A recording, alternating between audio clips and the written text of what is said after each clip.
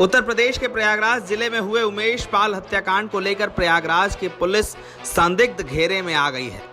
प्रयागराज की पुलिस पर यह सवाल है कि इस हत्याकांड के 48 घंटे बीत जाने के बाद भी पुलिस अब तक हमलावरों को क्यों नहीं पकड़ पाई। ये सवाल भी है कि ये हमलावर भागे क्यों।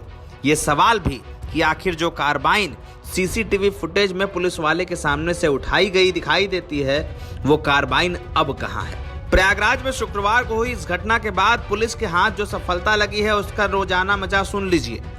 जो खबर सामने आई है उसके मुताबिक अतीक अहमद के घर के पास से वो क्रेटा कार बरामद की गई है जिससे शूटर घटना को अंजाम देने आए थे। लेकिन सवाल यह है कि पुलिस को यह क्रेटा कार बरामद करने में 24 घंटे से अधिक वक्त क्यों लग गया। दूसरा सवाल यह है कि जिस इलाके में यह घटना हुई वहां से हमलावर इस क्रेटा कार को लेकर फरार कैसे हो गए, वो भी ऐसी स्थिति में जबकि 100 मीटर दूर पुलिस की पोस्ट थी, चौराहे पार किए गए। वो घटना जिसमें प्रयागराज के पुलिस विभाग को कटघरे में खड़ा होना पड़ा, उस घटना के बाद हमलावर क्रेटा कार में बैठकर फरार हो गए, शहर भर में घूमते रहे। उस नंबर को किसी ने सर्विलांस पर नहीं लगाया, जबकि कंट्रोल रूम से शहर भर की निगरानी सीसीटीवी कैमरों से होती है। एक और सवाल है, सवाल महत्वपूर्ण इसलिए कि घात लगाने की सारी प्लानिंग की गई थी। उमेश पाल के पीछे कचहरी से लोग पड़े थे, लेकिन इंटेलिजेंस विभाग कहां था किसी को नहीं पता। एक और सवाल यह भी है कि जिस उत्तर प्रदेश में पीआरवी व्हीकल्स की एक बड़ी संख्या है, हमलावर गोली मारकर भागते रहे और उन्हें किसी पीआरवी ने नहीं रोका। क्या पीआरवी के अधिकारी सिर्फ चौराहों पर अपनी लाइट जलाकर लोगों से गाड़ी रोककर उनके जाने का पता पूछने के लिए हैं?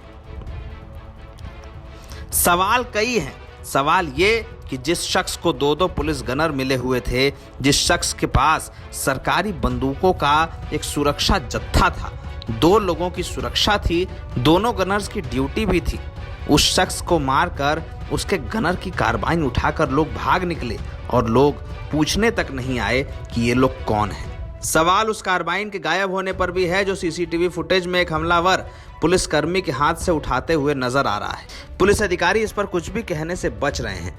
एनबीटी की टीम ने प्रयागराज के पुलिस अधिकारियों से बातचीत करने की कोशिश की थी, लेकिन कुछ अफसर बात करने को राजी नहीं हुए।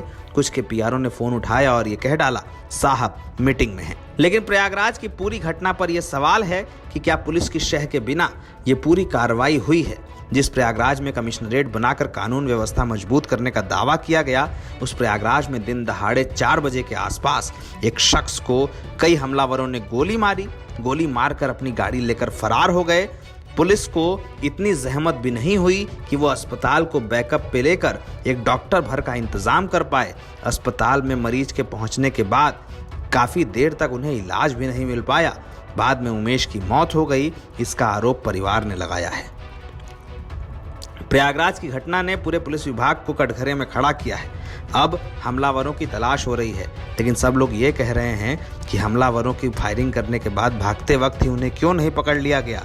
कैसे ये लोग भाग गए, जिले छोड़ गए, क्यों मध्य प्रदेश तक छापेमारी हो रही है।